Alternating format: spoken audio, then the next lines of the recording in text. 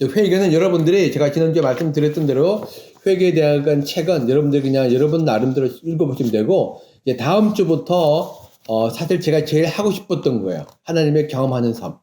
여러분들 함께 나누도록 하겠습니다. 제가 다른 거는 몰라도 이 하나님의 경험하는 삶은 여러분들과 함께 꼭 좀 나눠보고 싶었어요.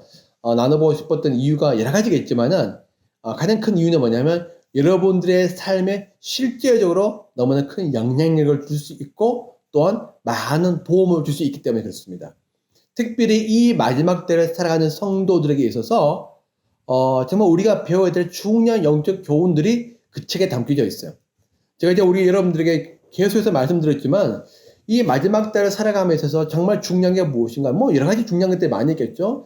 제가 이번 주에도 여러분들에게 동영상을 나누었지만은 많은 사람들이 고민합니다. 우리가 어떻게 살아가야 되지? 어떻게 살아가야 되지? 특별히 마지막 때를 생각하면 많은 사람들 마음속에 두려움이 있어요. 그 힘든 시기를 어떻게 이겨나갈까라고 생각하는데 사실 그 이겨나가는 거는요, 하나님이 하실 일이에요. 하나님께서 우리에게 은혜를 베푸셔서 구원의 길로 인도하신다고 분명히 성경에서 말씀하셨습니다. 그래서 이 마지막 때 가장 중요한 건 뭐냐면 우리가 하나님의 은혜를 받는 삶을 살아야 돼요. 하나님의 은혜를 누리는 삶을 살아야 되는데 하나님의 은혜는 성령을 따라가는 사람들에게 주어집니다.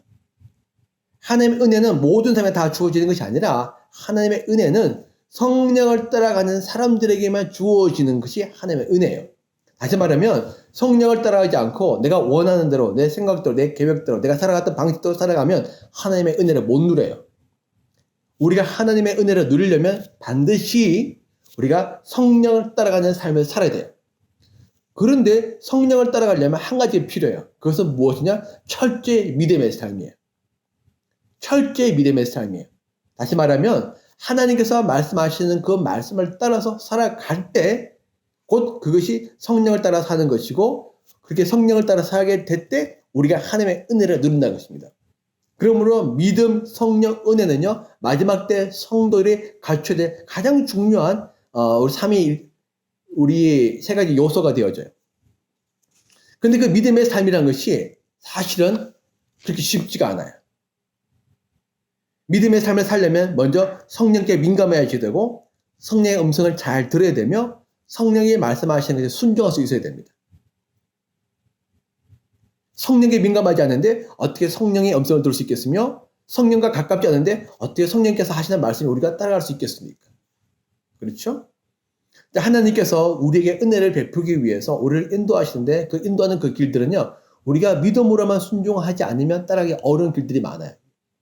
이 말은 뭐냐면 기존에 우리의 생각과 우리의 경험, 우리가 살았던 삶의 방식, 우리가 믿어왔던 어떤 방식과 다른 여정으로, 방식으로, 다른 길로 하나님께서 인도하시는 경우가 많다는 거죠.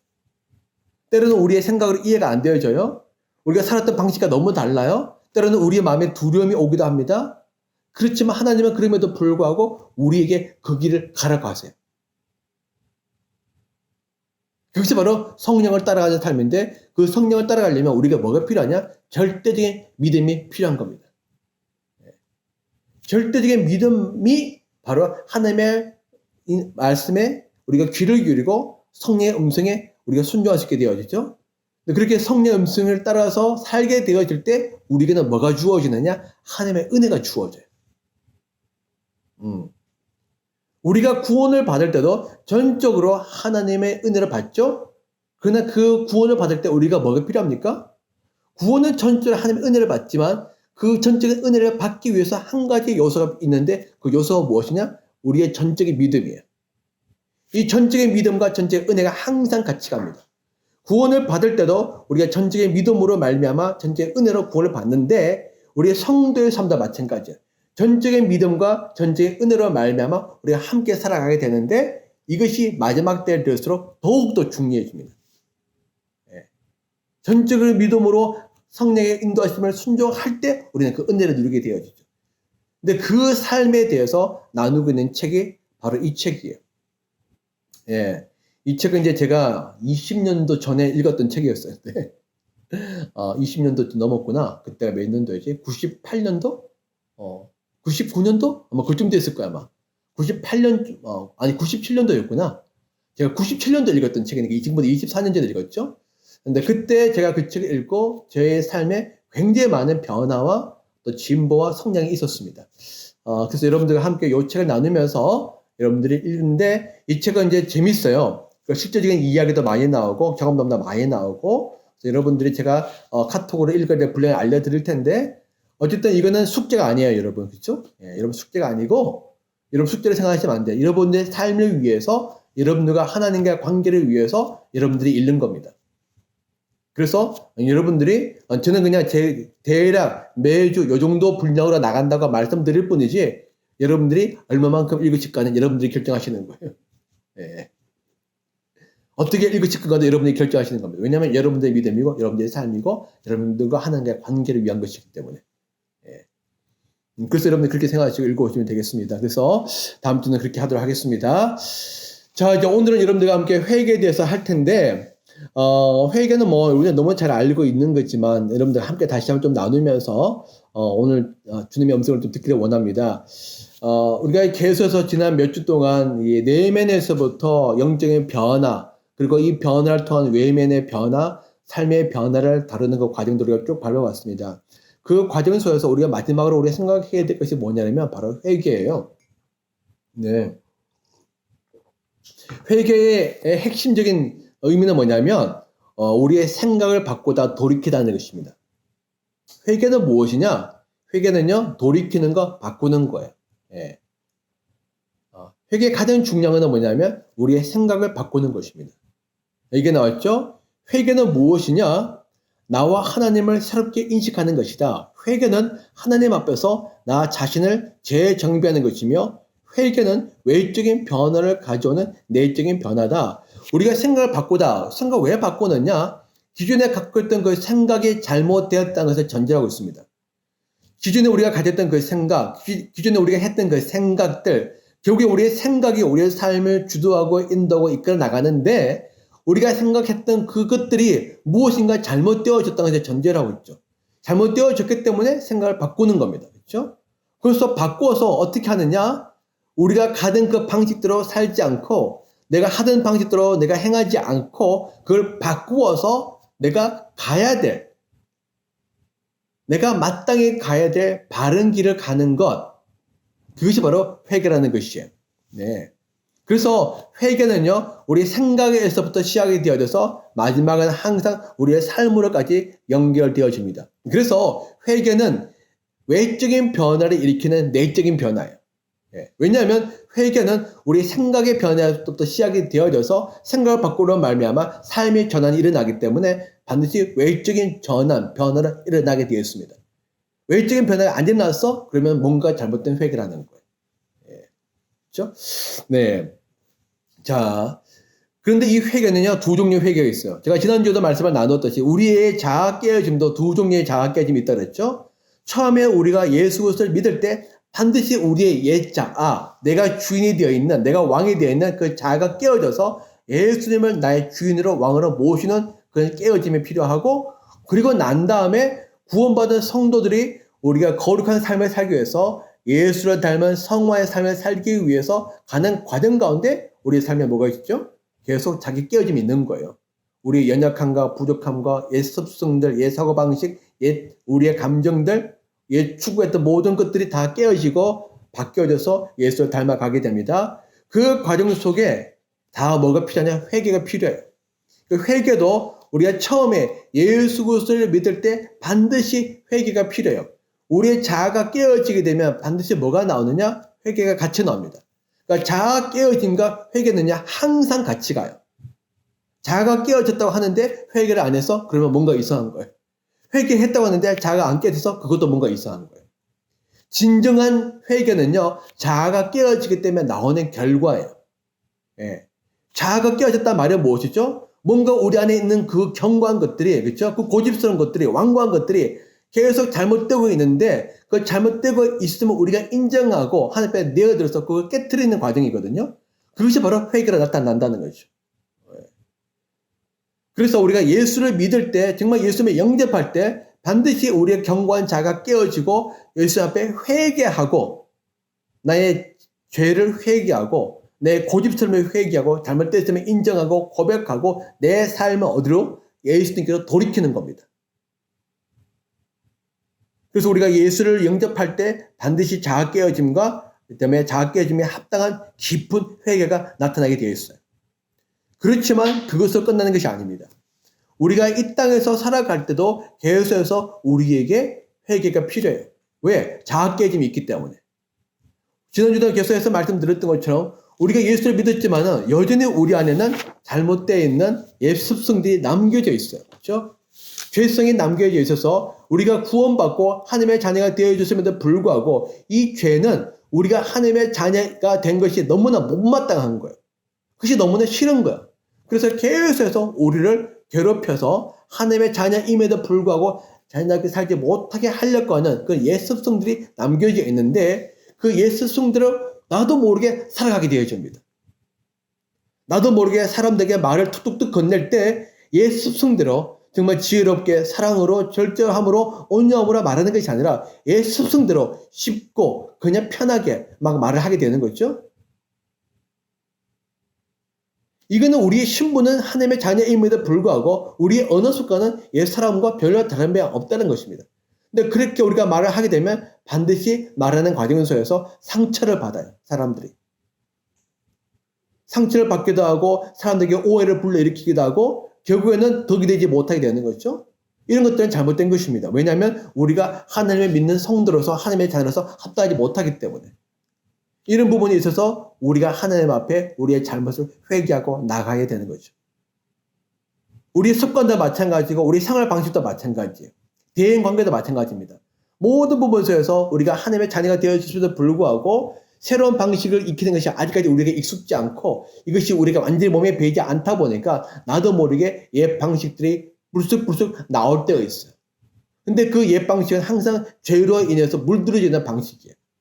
결국에 나타나는 건 다 죄의 결과고 죄의 결과는요 항상 고통과 파괴와 아픔이에요. 그렇죠? 그리고 결국에는 마지막 최종적으로 하나님께 영광이 되지 못합니다. 그래서 우리가 그런 부분들 속에서 우리가 뭐가 필요하느냐? 사실은 회개가 필요하다는 것이죠. 자, 그런데 사람들이 회개를 생각할 때 좀 회개에서 잘못된 생각을 하고 있는 경우들이 있어요.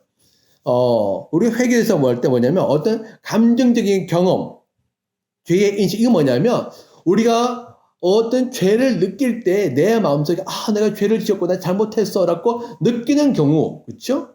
그 느끼고 난 다음에 또 내가 왜 그랬을까? 내 마음속에 어떤 죄책감이 들기도 하고, 그렇죠? 또 죄책감은 들 뿐 아니라 나 자신은 바뀌지 나를 보면서 또 실망하고 절망해요. 그래서 하나님 나 잘못해서 용서해 주세요라고 막 이야기하는 경우가 있는데 여러분 그것이 회개일 수도 있지만 회개가 아닐 수도 있다는 것입니다.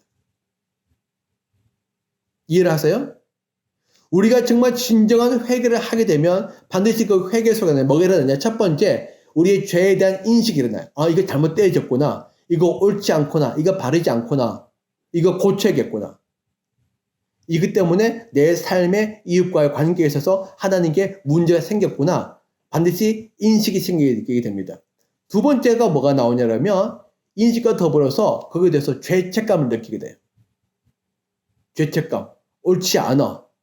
여러분 죄책감이 절대 나쁜 것이 아니에요. 사람의 죄책감이 없어지면 어떻게 되죠? 죄를 지어도 저는 무감각해져요. 그러면 사람들이 죄를 짓기가 매우 쉬워집니다. 사이코패스나 소시오패스처럼 되는 거죠. 그 때문에 여러분 우리 삶에 심각한 문제가 나타나요. 사람은 다 죄성이 있기 때문에 그 죄성이요 양심이라는 걸 통해서 하나님께서 계속 억제를 하고 있어요. 죄책감을 통해서 억제하고 있는데 양심과 죄책감의 기능이 마비되어서 활동하지 않으면 사람이 죄가 막 뿜어져 나오는데 그 다음부터는 걷잡을 수 없는 일들이 발생되게 되어집니다. 그래서 우리가 죄를 짓게 되면 마음의 양심의 가치를 느끼고 죄책감을 느끼고 때로는 낙심이 되고 절망스럽기도 하고 수치스럽기도 하고 하나님의 두렵기도 해요. 그렇죠? 이런 감정들이 들게 됩니다. 자, 그런 것들은 매우 중요해요. 하지만 그래서 내가 왜 또 이랬을까라고 후회하면서 후회를 해요. 그러나 이것이 회개가 아니랄 수도 있다는 겁니다. 진정한 회개를 하게 되면 반드시 인식과 마음의 고통이 나타나지만은 진정한 회개는 무엇이냐? 이걸 넘어서는 거예요. 우리 인식을 넘어서고 마음의 감정을 넘어서서 하나님 앞에 나아가서 이것이 잘못되어졌다. 이것이 옳지 않다. 근데 그것을 내가 했다는 겁니다.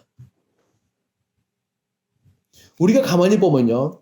잘못한 거 알아도 사람들 앞에 사과하는 거 정말 힘들어요. 사과 안 하죠. 왜? 자존심이 살아있기 때문에. 이 자존심이란 무엇입니까? 내가 괜찮은 사람이야. 그래도 나는 이만하면 괜찮은 사람이라는 내가 스스로 생각하는 내 자신에 대한 나의 생각이에요.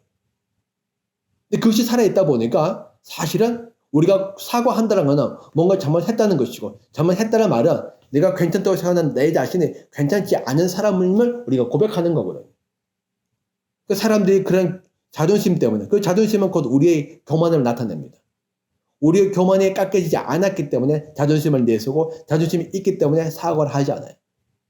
우리가 하나님 앞에 우리의 죄를 고백하지 않는 것은 뭐냐면, 물론 우리는 하나님의 자녀가 되어졌죠. 그렇죠? 우리는 하나님의 사랑받는 자들입니다. 모든 죄를 다 용서받았습니다. 그럼에도 불구하고 신분적으로는 그렇지만, 그럼에도 불구하고 우리가 도덕적으로, 우리 인격적으로, 그렇죠?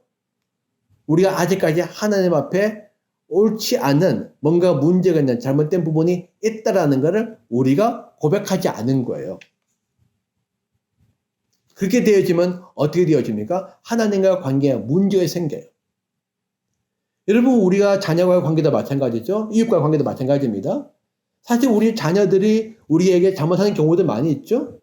그렇죠? 네. 원인자면 그렇죠? 네. 그렇지만 자, 잘못했을 때 여러분 잘못한다 그래서 그 자녀와 우리와 관계가 사실은 바뀝니까? 나는 너의 부모가 아니고 넌 내 자식이 아니야. 그렇게 되어집니까? 사실 잘못과 상관없이 우리와 그들과의 그 신분적인 관계는요. 부모와 자녀와의 관계라는 그 관계는 바뀜이 없어요. 영원한 겁니다. 그렇지만 우리가 실질적인 관계에 있어서는 관계에 어려움이 생겨요. 그들이 잘못했을 때 그 잘못할 수도 있죠. 물론. 그러나 잘못했음에도 불구하고 잘못했음을 인정하지 않고 사과하지 않고 그리고 거기서부터 돌이키지 않는다면 부모와 자녀와의 관계라는 것은 항상 동일하지만은 실제적인 친밀한 관계는 어려움이 생겨요. 하나님과 우리와의 관계도 마찬가지예요. 우리가 잘못했다고 해서 하나님과 우리의 관계의 신분 자체가 바뀌는 건 아니에요. 그렇지만 실질적으로 우리가 살아가면서 하나님과 관계는 우리 죄로 말미암아 문제가 생긴다는 겁니다. 근데 그 문제가 생길 때 그 문제를 해결하는 방법이 무엇이죠? 우리의 회개예요. 우리가 잘못을 인정하고 고백하고 하나님 앞에 용서를 구하는 겁니다. 영적인 사과를 하는 거죠. 하나님 앞에. 그때 하나님께서 우리와 관계를 회복시켜줘요. 우리 자녀들이 잘못했음에도 불구하고 부모에게 자기 인정하고 사과하지 않으면 어떻게 되겠어요? 집에서 드문드문하겠죠. 봐도 거리감이 느껴져요. 가깝지가 않고 마음이 불편해져요. 그거를 해소하는 방법이 무엇입니까? 아이가 와서 잘못을 인정하고 고백하고 사과하는 겁니다. 물론 부모도 마찬가지예요. 부모도 잘못할 때 있죠? 그러면 어떻게 해야 됩니까? 부모도 자녀에게 가서 내 잘못을 인정하고 고백하고 사과하는 거예요. 그것을 통해서 우리가 관계가 회복되어지는 거예요. 근데 많은 사람들이 잘못했다고는 생각을 해요.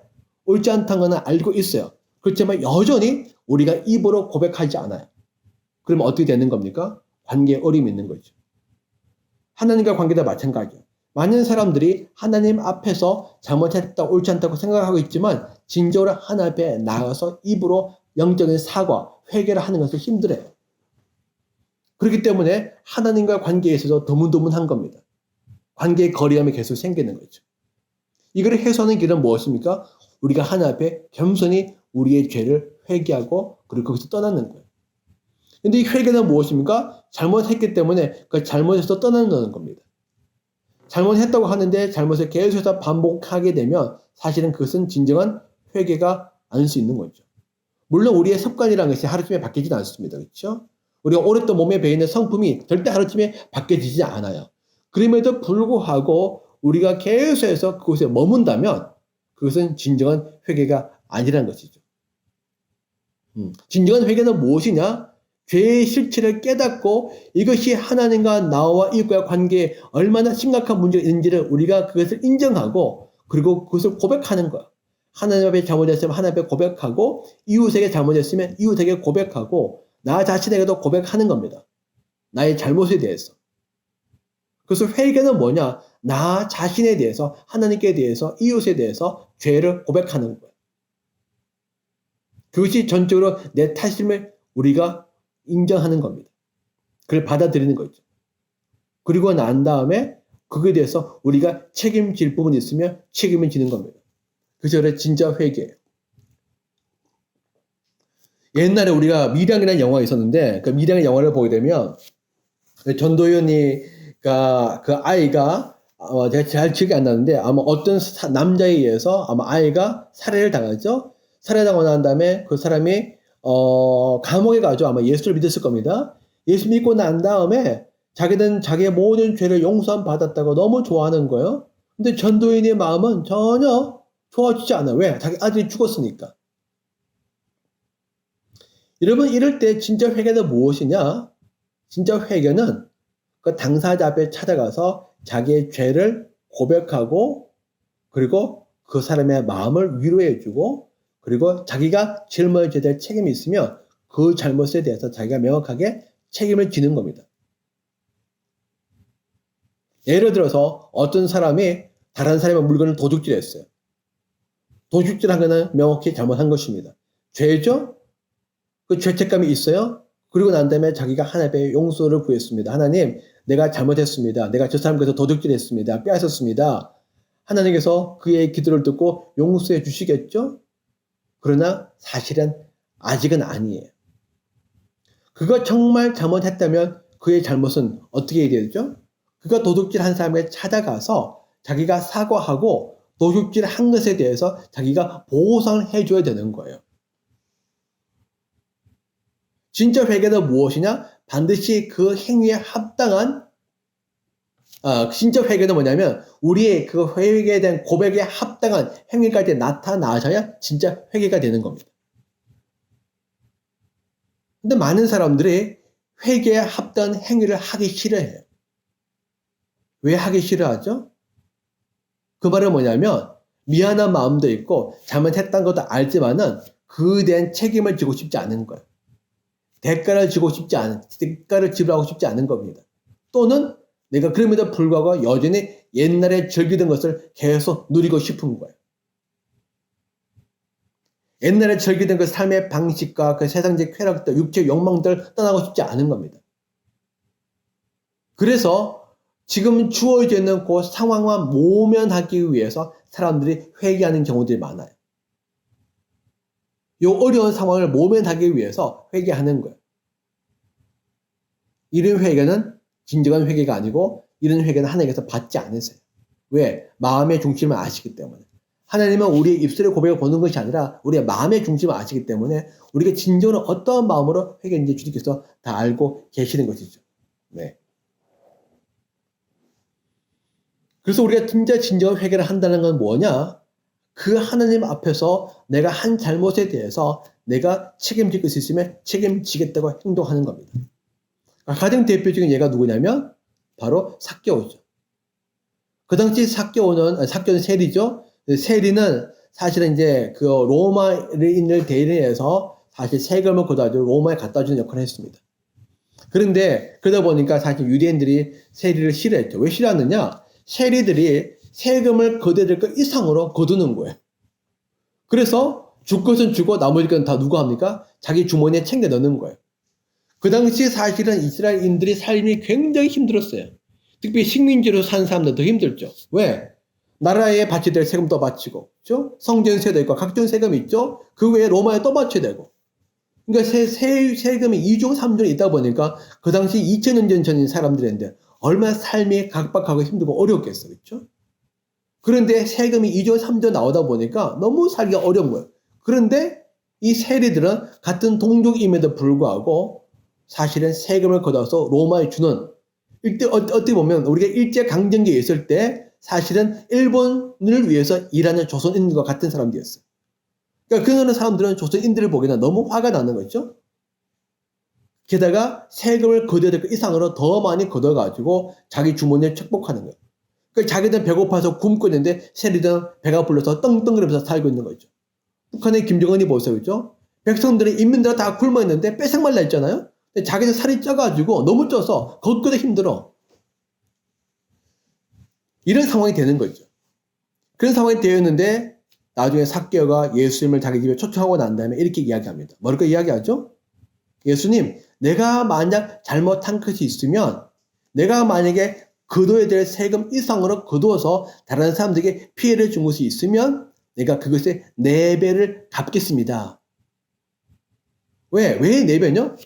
여러분 사실 그 사람에게 있어서 내가 100만 원 착복했다. 이런 100만 원 착복했다라면 돈이 100만 원이지만은 사실은 착복하고 난 다음에 그 사람의 집까지 걸어오고 나서 우리가 겪었을 삶의 고통에 대한 보상이 있잖아요. 그렇죠? 예. 100만 원을 걷는데 그 100만 원 그 사람에게 너무나 큰 돈이에요. 가족이 사실은 먹고 사는 돈인데 가족이 못 먹었어요. 그것이 계속 고통을 남겨오게 됩니다. 100만 원 없이 되면 어떻게 되죠? 없기 때문에 뭔가를 먹어야 되니까 또 누군가 돈을 빌려야 됩니다. 돈을 빌리면 또 이자를 갚아줘야 됩니다. 안 그래도 돈이 없는데 이자까지 갚아주면 더 힘들어요.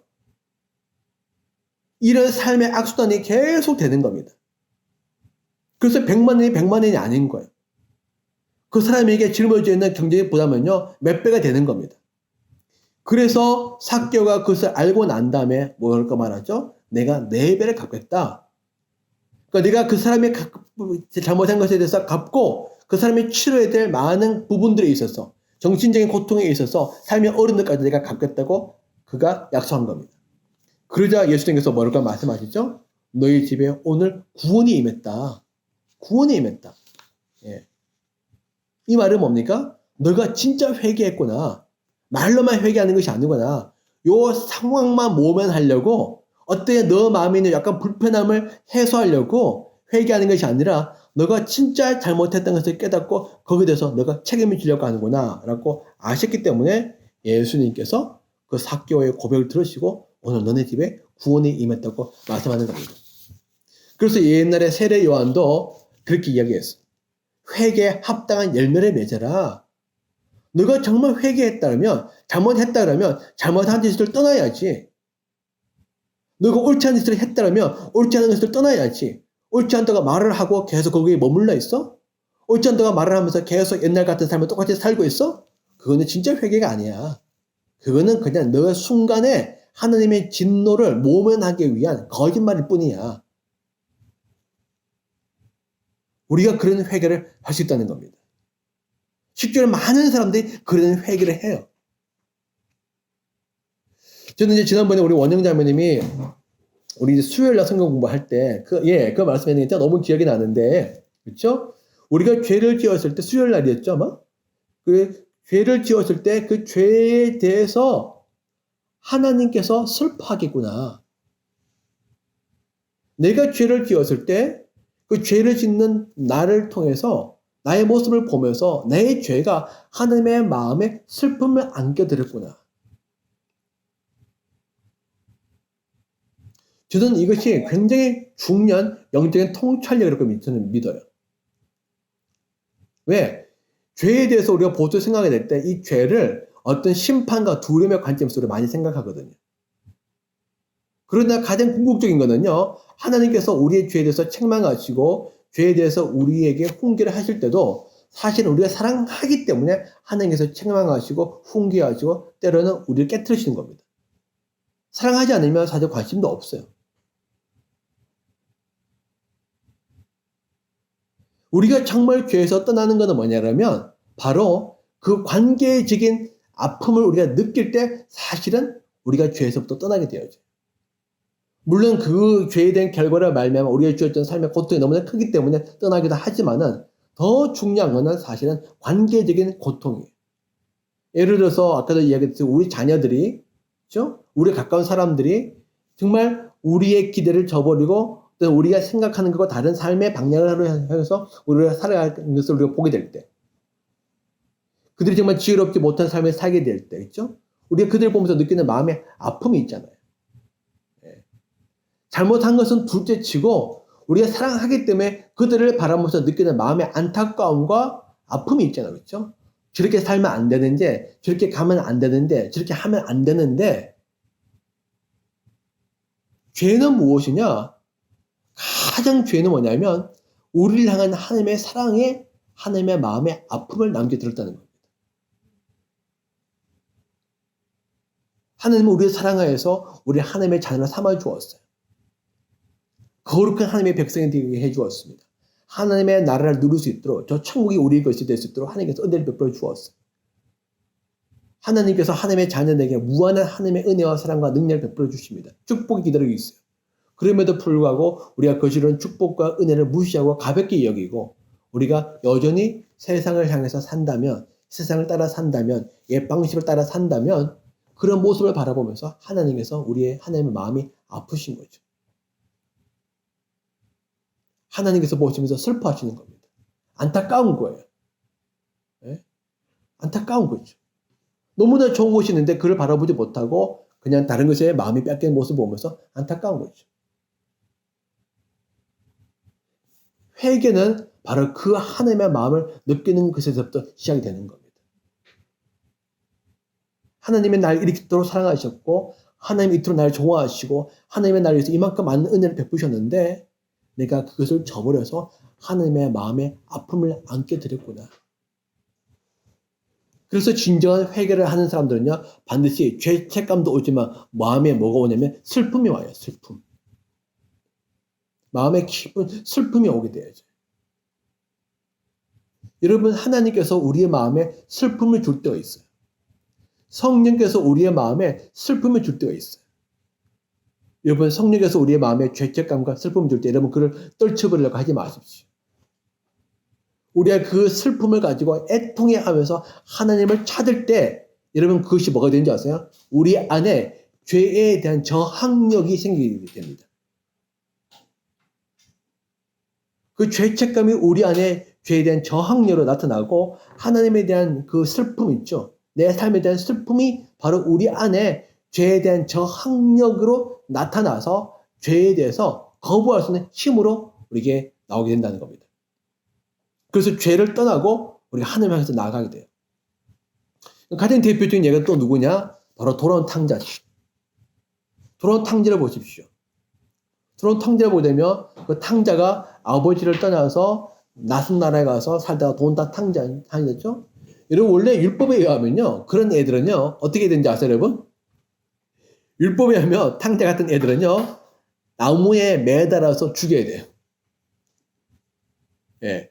나무에 매달아서 죽여서 그 나무를, 근데 그 나무도 어떤 나무냐? 동네 입구에 있는 나무에다 매달아 죽여서 오고 가는 사람들이 다 보게 해야 돼.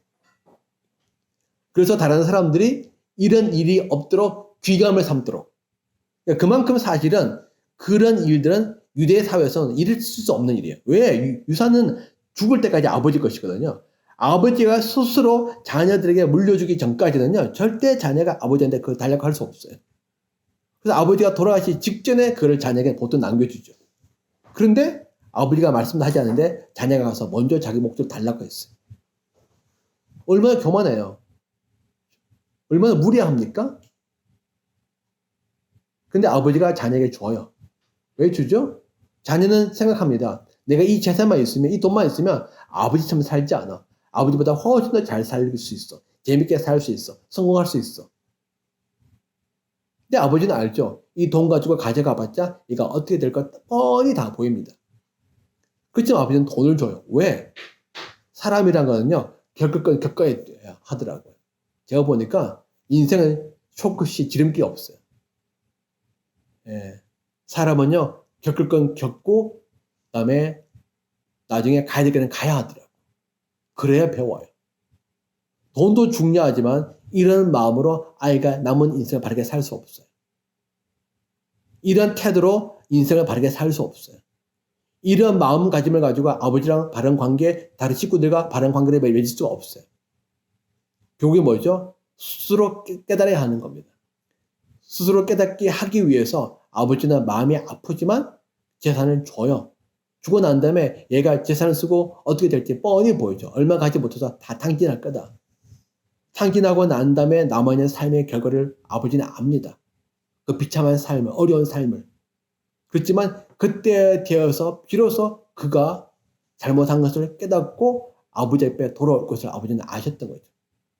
그래서 아버지는 힘들고 어렵지만은 스스로 그가 깨닫고 돌아오기를 원하는 마음에 자기 재산을 남겨줍니다. 재산보다 더 중요한 것은 자기 자녀의 마음이고 아버지의 관계고 남아있는 자녀의 삶이거든요. 그래서 아버지는 재산을 줘요. 이 재산을 다 쓰고서라도 이 아들이 정신 차리고 돌아오면 사실 재산보다 더 중요한 일을 하게 되는 거죠. 결국에 아들이 돌아가서 탕진합니다. 탕진하고 난 다음에 어떻게 삽니까? 돼지우리로 살아요. 여러분, 유대인은 돼지우리 치지 않아요. 왜? 돼지는 혐오한 동물이기 때문에. 돼지 쳤다는 말은 뭐냐면 이방인들이에요. 근데 유대인들은요, 이방인 사람 취급하지도 않았어요. 유대인들이 이방인은요, 저기 바퀴벌레와 같은 존재예요. 그런 이방인한테 가서 돼지와 같은 존재로서 살다 보니까 그때서 비로소 그가 뭐 하는 거죠? 내가 아버지와 하나님께 죄를 지었다. 내가 아버지와 하나님께 죄를 지었다. 네. 자기 삶이 이렇게 고통스러운 삶의 현장 속에서 그가 뭘 깨닫는 겁니까? 내가 아버지의 마음에 너무나 아픔을 안게 되었구나. 내가 하나님의 마음에 너무나 큰 아픔을 안게 되었구나. 나의 어리석음이, 나의 교만함이, 나의 마음의 완고함이, 나의 마음에 있는 욕망이 내가 결국에 나의 삶을 이 모양 이 꼴로 만들었고 더 나아가서 하나님과 우리 아버지의 마음에 아픔을 안게 되었구나. 탕자 그렇게 얘기하잖아. 아버지와 하늘과 아버지에게 내가 죄를 지었구나. 그리고 난 다음에 그 탕자가 어떻게 하는 겁니까? 이제 진짜 중요한 바로 여기에요. 탕자가 아버지께로 돌아가는 겁니다. 제가 아까 말씀드렸죠. 진짜 회개는 뭐라고요? 진짜 회개는요, 돌아가는 거예요. 그 자리에 계속 머물러 있으면서 징징대는 게 아니에요. 어린 아이들이 비 오는 날 길 가다가 넘어졌어요. 넘어져가지고 옷을 좀 버렸어. 버리고 나면 보통 아이들이 어떻게 하느냐? 옷을 버렸다가 거기서 징징대요. 징징대면 어떡하죠, 여러분? 옷 더 버리는 거죠. 넘어진 현실은 안타깝지만 거기서 일어나야 돼요. 빨리 일어나야 옷을 덜 버리죠. 근데 거기에 누워서 옷 버렸다고 징징대고 있으면, 누워있으면 어떻게 됩니까? 더 버리는 거죠. 많은 사람들이 죄를 짓고 난 다음에 죄 지었다고 하면서 후회해요, 슬퍼해요, 안타까워해요. 그러면서 거기서 징징대면서 계속 죄에 누워있어요. 다시 말하면 죄에서 안 떠난다는 겁니다. 잘못된 삶의 방식에서, 나의 언어 습관에서, 대인 관계에서, 나의 완고한 마음에서 안 떠난다는 거예요. 계속 잘못된 걸 알면서도 고집 부리면서 거기서 남아있다는 겁니다. 그러니까 나타나는 것은 삶의 변화가 아니라 삶의 파괴뿐인 겁니다. 결국에 자기만 손해를 보는 거죠. 그때는 어떻게 되는 겁니까? 빨리 털고 일어나는 거예요. 탕자가 잘했던 건 무엇이냐? 탕자가 잘했던 것은 아버지께 돌아갔다는 겁니다. 내가 잘못했어. 내가 정말 나쁜 놈이야. 아버지가 날 용서해 주지 않을 거야. 내가 정말 어리석었어. 후회 한들 거기에 계속 남아있으면 무슨 의미가 있겠습니까? 여러분, 후회가 중요하지만 후회로만 끝나면 안 돼요. 그래서 후회가 회개가 아닌 겁니다. 후회할 수 있죠. 그러나 후회했으면 이제는 하나님께로 돌아가는 거예요. 하나님께로 돌아가는 그 용기, 그 결단력, 그 믿음, 그것이 결국에 그와 하나님 아버지의 관계를 다시 회복시킨 겁니다. 그렇죠?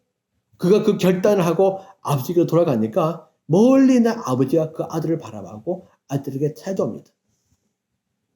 아들이 아버지를 본 것이 아니라 아버지가 아들을 보고 아들에게 찾아와서 안아주고 신분을 회복시켜주고 새로운 삶을 살게 하는 거죠. 회개는 회복을 줍니다. 어떤 회복이냐? 하나님께서 원래 우리에게 주고자 하는 그 삶의 회복이 일어나게 되어 있어요.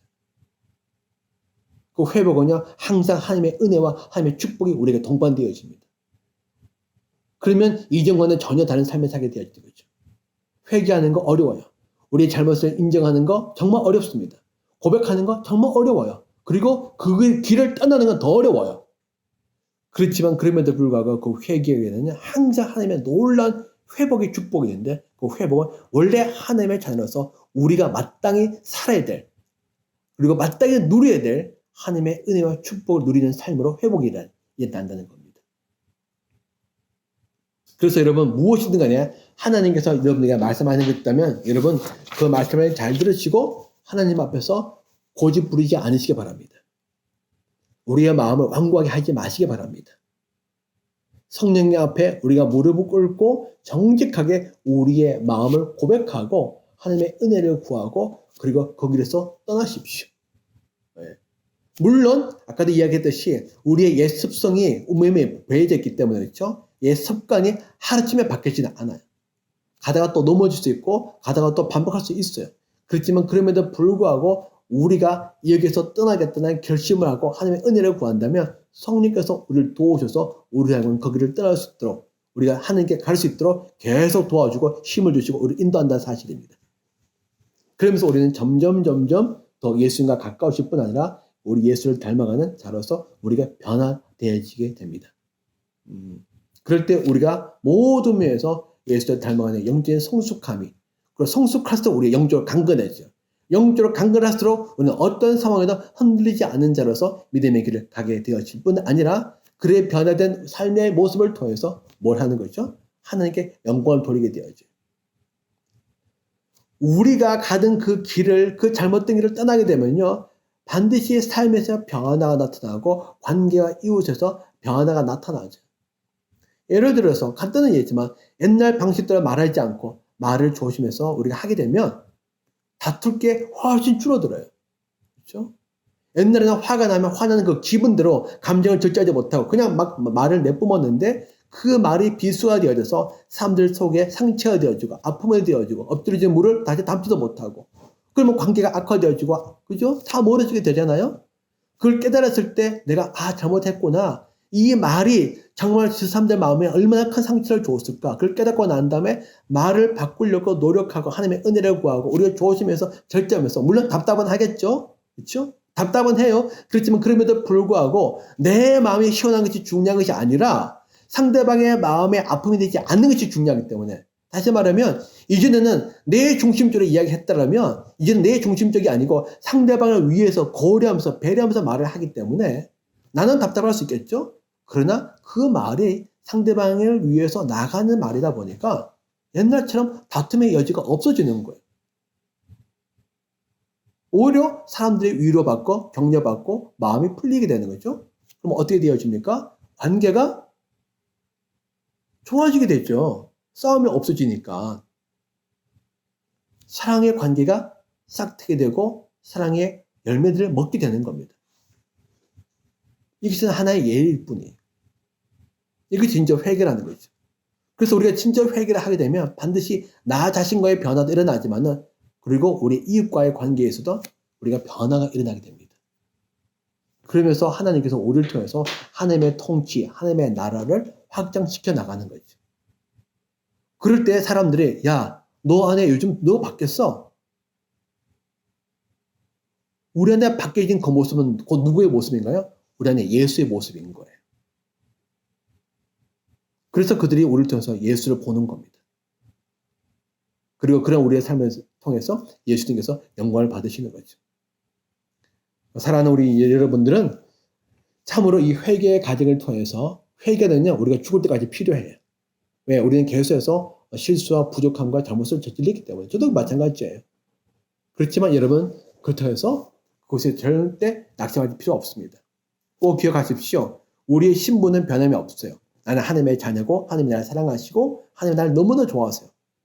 단지 우리가 죄를 짓게 되면 하나님과 관계에 있어서 거리감이 생기고 하나님이 우리가 주고자 하는 놀라운 영적 축복을 우리가 못 누리기 때문에 하나님께서 우리를 보시면서 안타까워하시고 마음을 슬퍼하세요. 그래서 우리가 회개하고 떠나서 돌이켜서 하나님께로 돌아가는 겁니다. 근데 그게는 항상 회복의 축복이 있어요.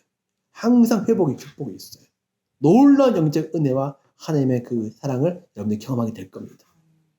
여러분 그래서 정말 우리가 깨어질 부분이 있다면 여러분 그거를 여러분 멈추지 마시고 기도하십시오. 하나님 내가 깨어야 될 부분이 있습니까? 바뀌어야 될 부분이 있습니까? 정말 완고하게 된 부분이 있습니까?